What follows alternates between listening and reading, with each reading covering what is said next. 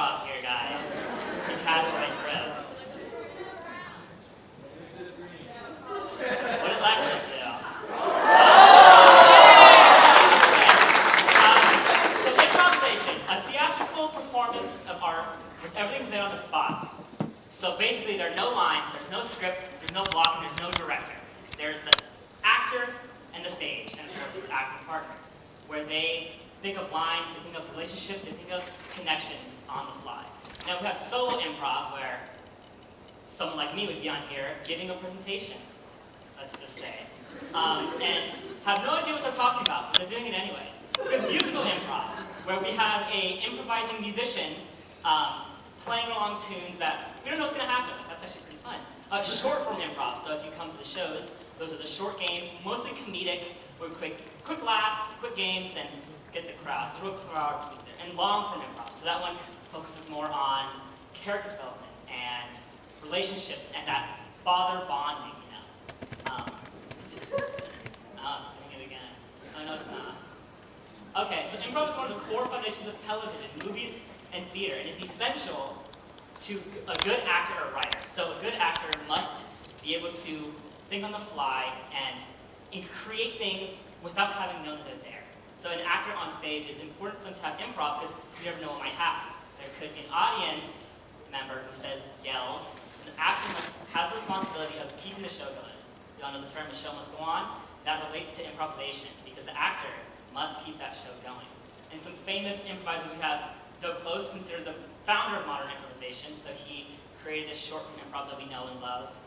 Amy Poehler, yeah, co-founder of the Upright Citizens Brigade, and SNL cast, you know her, she's quite the comic and we love her. Al Pacino, I wrote it, okay, don't judge me.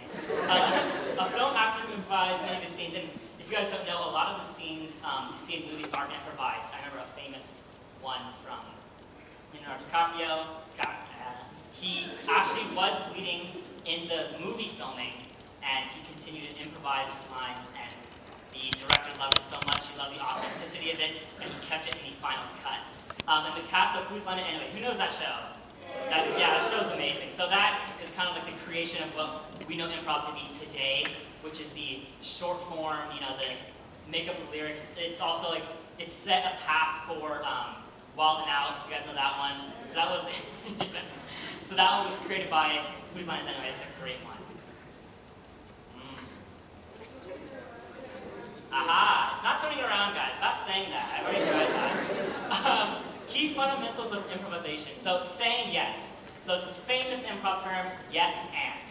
You take what is given to you and you interpret it. There's nothing worse for an actor to say no. Because if you think about it, if the improviser is in a world and they say no, then it doesn't work. If a waiter gives you your food and you say no, that's awkward. Making statements rather than questions. So asking questions. So improv, just a short tad bit. Improv, the key of improv is making your other actors look good, right? So it is my job as an improviser to make my other improvisers look good.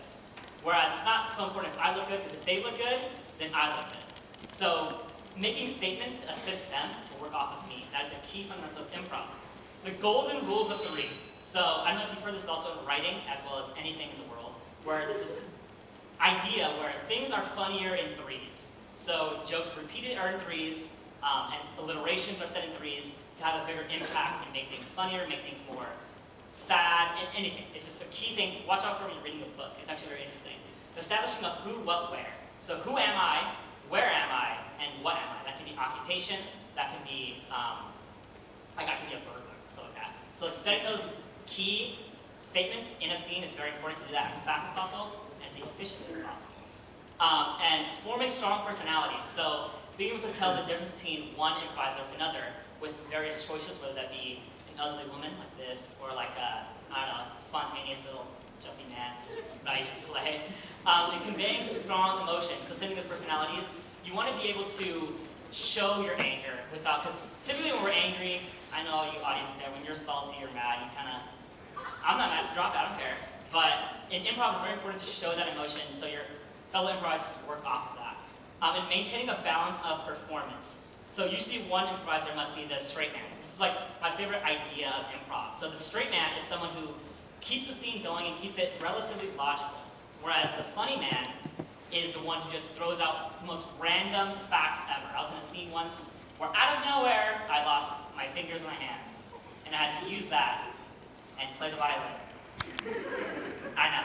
So if you're watching improv, watch out for who plays the straight man and who plays the silly man. And there's also famous improvisers who show that relationship. It's actually a very key relationship in improv, in comedy, in acting. It's very in what ways can practicing improv help your life? So this is my favorite thing to talk about, is that improv, how it's helped me. Public speaking. I'm doing right now. If my slideshow doesn't work, I need to be able to improv that, and it really helps me connect with the audience and build that relationship really easily. Increase the ability to show emotion. So I've noticed that improvisers are very easy with saying when they're mad or saying when they're upset, because they have that tendency to show that emotions physically and vocally. Conversational skills. So we've all been in that awkward situation where you're in the car with like some old person, or in the elevator with someone, random guy, in an Uber. Oh my God, Ubers. Love those. I make up stories all the time. I once told the guy I was a geologist. I said, yeah, I'm studying geology in UCLA. Oh, cool. So that's like a fun thing to not be awkward in certain situations. It's really good to feel. Writing skills, the ability to like keep a good flowing story.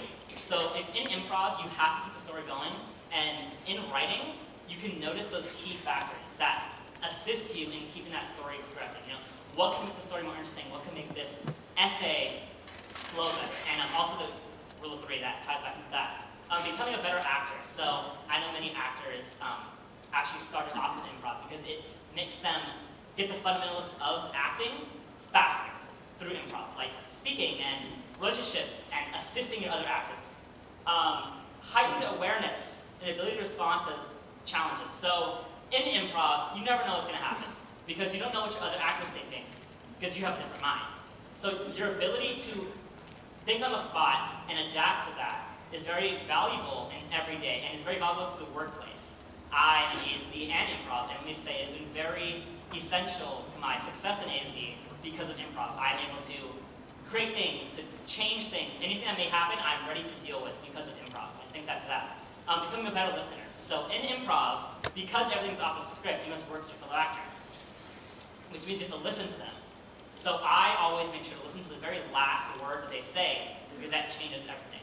And I always be told I'm a good listener because I must pay attention to that. Increased awareness of history and pop culture. Oh yes. So the real crowd pleasers are the Kim Kardashian references, the 21 Savage references. Those are the key ones. So being able to have to know about pop culture is very relevant to society. Oh, it does work. How do I become more involved in the art of improvisation? So readings, the Upright Citizens Brigade Comedy Improvisation Manual. So there is a manual.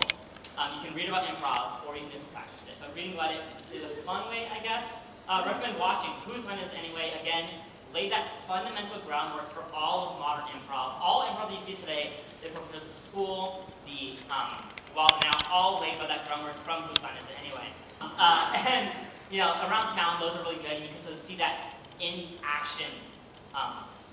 Lessons. Oh, that's us. That's me. I'm there. And that's it, guys. Thank you so much.